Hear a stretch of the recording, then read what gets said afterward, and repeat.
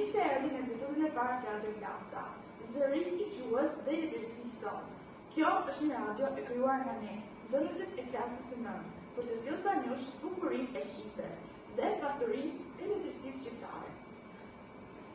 Sot kemi kënaqësinë të ndajmë me ju një temë që është besore për të gjithë ne, gjuha shqipe, kulturën që ajo mbar dhe rëndësinë e ruajtjes së saj. Gjuha shqipe është më shumë se një mjet komunikimi.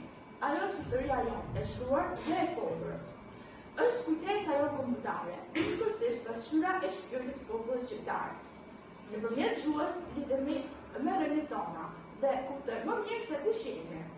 Ajo na bën të dallueshëm mes popujve të tjerë, duke qenë një nga gjuhët më të vjetra dhe më origjinale të Evropës. Gjatë gjithë vitit do t'ju shoqërojmë me rubrika mbi gjuhën, letërsinë, kulturën tonë dhe historitë e bukura të vendit tonë. Përveç rëndësisë që gjuha ka me identitetin tonë, ajo është edhe një ujë komunikimi mes brezave. Çdo brez ka detyrë ta ruajë, ta pasurojë dhe ta përcjellë tek të tjerë, në mënyrë që të mos humbas kurrë. Pikërisht për këtë arsye, ne kemi ndërmarrë një nismë të vogël për me një qëllim të madh. Kemi hapur këtë kanal në YouTube me emrin Radio Klasa, zëri i gjuhës dhe letërsisë sonë. Ky kanal ka për mision të promovojë gjuhën dhe letërsinë shqipe tek bashkëmoshatarët tanë, duke i sjellë më afër me vlerat kulturore e letrare në një mënyrë moderne dhe të kuptueshme për të rinj.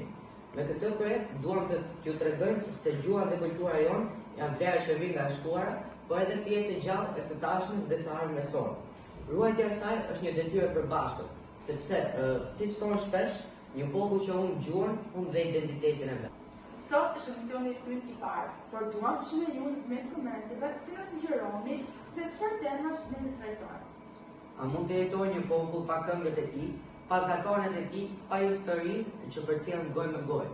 A jemi në brezi që të ruajmë këtë tradita apo që do të harrojmë? Çfarë nuk do të doje të humbte kurrë? Jetojmë shpejt, flasim pak, dëgjojmë edhe më pak.